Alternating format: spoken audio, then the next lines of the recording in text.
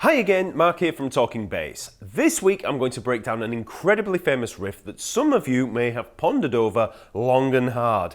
It's the opening and verse riff from the song White Rabbit by Jefferson Airplane, played by the great Jack Casady. As always, the lesson material is all there over at Talkingbass, so just click the link in the info below to play along, and while you're there, be sure to sign up for free to gain access to the members area, where you'll find one of the largest bass communities online with over 100,000 players all connecting and mixing in the various forums and social groups. There are also a ton of free practice resources and downloads, as well as premium courses on every aspect of bass playing, so go check it out. Okay, so the opening riff to White Rabbit is played around 103 beats per minute, and it sounds like this.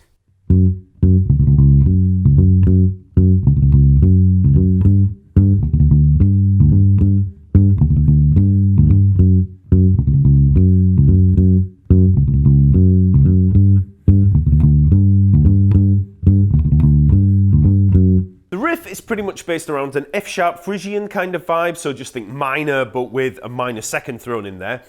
I'm using a Fender Jazz strung with flatwounds to mimic that sound and using left-hand muting technique to deaden the strings. So let's just look at the notes first, and then I'll take a look at some of the techniques you're going to need. So, like I said, it's an F-sharp minor or Phrygian kind of vibe. So we start on the F-sharp, 4th fret of the D string, played twice. So, and then we come down to play this 16th note triplet on the C sharp at the 4th fret of the A string. So 4th fret for both of the notes, and I'm just using the first finger for fretting here. So,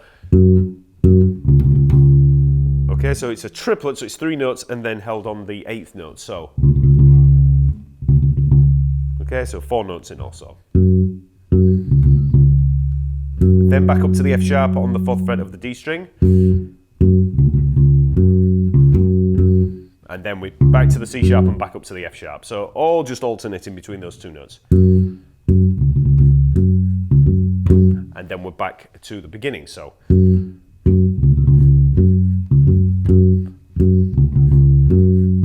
And then we just take that whole thing up 1 fret, up to the G. So G and the D, that is. So 5th fret of the D string and A string, so.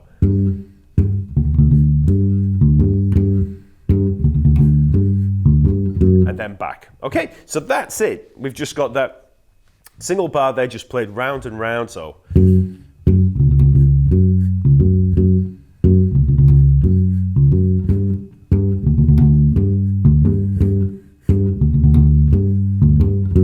Okay, so F sharp to G sharp, so 4th fret to 5th fret, and like I say, 2 bars on F sharp, 2 bars on G. Now let's look at some technique. So first things first, how does Jack play those fast little lines in there? Well, the answer involves 3-finger picking. The bass line is pretty much based on the snare drum pattern and does have a very percussive sound and feel. Most bass players make use of 2 fingers for finger picking, and maybe 1 finger for more straightforward lines, but there are players that make use of 3 or even 4 fingers.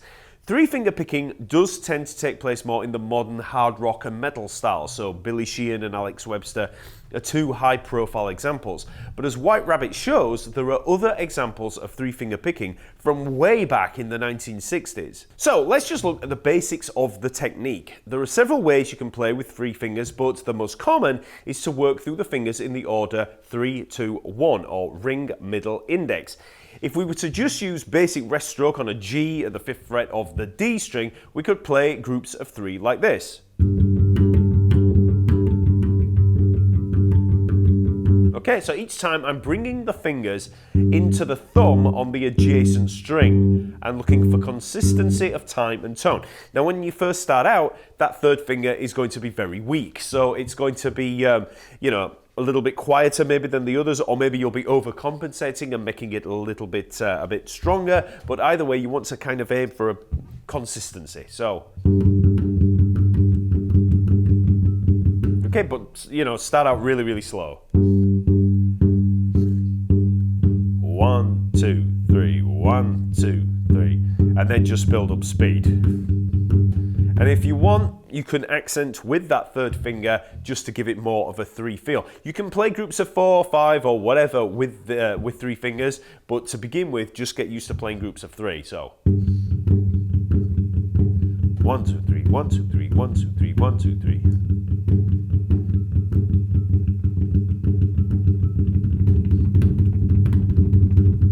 Okay, so you can build up quite a bit of speed with that picking. Once you've got the hang of that 3-finger movement, you can try playing more of a gallop in that Steve Harris Iron Maiden style. Steve Harris actually plays with 2 fingers, but 3 fingers make things a hell of a lot easier. So here's a simple gallop bass line in C minor.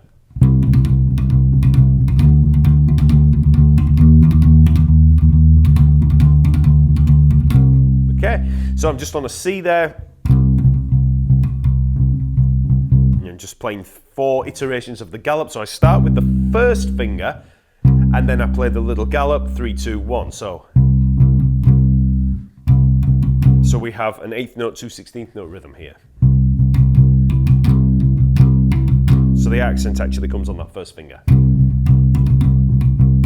And then we just move up to the D, then the E flat, back to the D and back down. So 3rd fret, 5th fret, 6th fret, 5th fret, 3rd fret on the A string.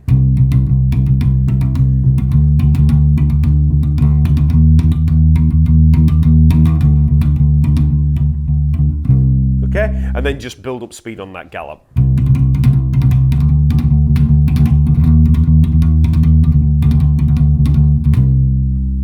Once you have the gallop down, you can try out the fast little 16th note triplet line that we have in White Rabbit. So first let's just break it down in isolation on a C, 3rd fret of the A string.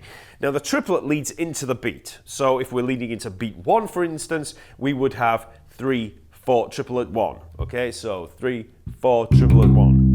Okay, so that's what we're going to be playing. So away from that we have.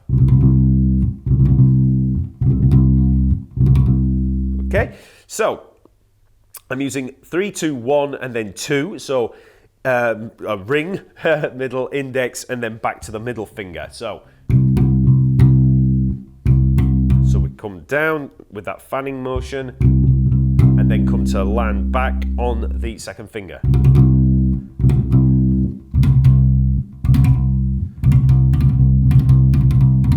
Okay, so that's the action that we're looking for. And if you can get that in isolation, it's going to be a lot easier when it comes to playing White Rabbit. Okay, so now let's try the riff again slowly. So 2, 3, 4.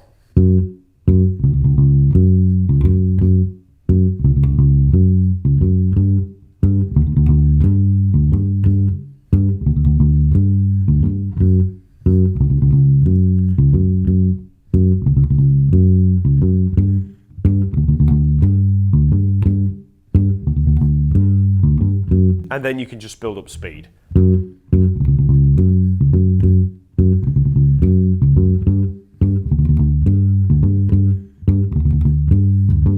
Okay, and you'll notice that I'm locking the thumb down there on the E string. And I'm playing just with the first finger for the first 2 notes. Then I bring that fanning motion into play. And then when I come back up onto the F sharp, I'm moving with the first finger again.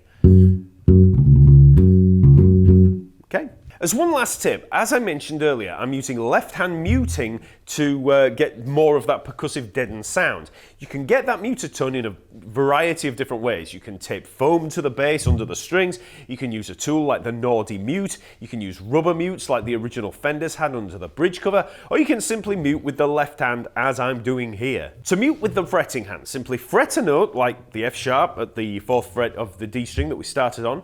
So fret it with the first finger, with the index finger, and then with these remaining fingers, just slowly bring those down until you start to touch the strings and deaden the notes. Okay, so there it is. And by changing pressure on the strings, you can apply varying amounts of muting, and it can work really well for songs like White Rabbit, where the left hand isn't moving around too much. So without muting,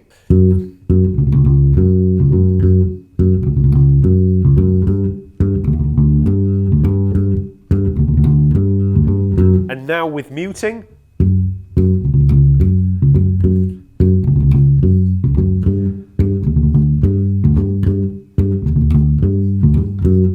okay, that's White Rabbit by Jefferson Airplane. Please leave me a like, comment and subscribe to the channel, then also visit the Talking Bass website where you can sign up for free and become a part of one of the largest thriving bass communities online.